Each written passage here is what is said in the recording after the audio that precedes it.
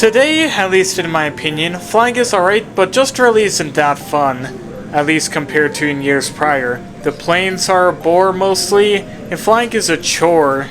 And to a non-av geek, most of the planes seemingly have the same livery, even though there are quite a few exceptions to the whole every livery looks the same thing. Almost all of them have two engines and almost no ability to distinguish them. Unless you are knowledgeable on aviation designs, you kind of have to pray that a plane isn't just another A320 or 737.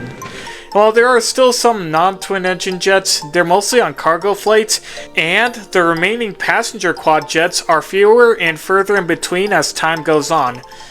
In the late 20th century though, flying had a lot more variety in it, with paint schemes and whatnot, and before low-cost airlines flooded the aviation market, for better or for worse depending on who you ask, many airlines had far more luxury and just had fun in their commercials. We really move our tail for you to make your every wish come true. On Continental Airlines, we really move our tail for you.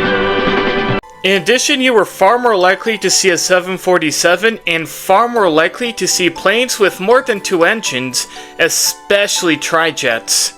And speaking of trijets, one trijet, for better or for worse, is pretty well known around a good chunk of aviation circles, that being the McDonnell Douglas DC-10.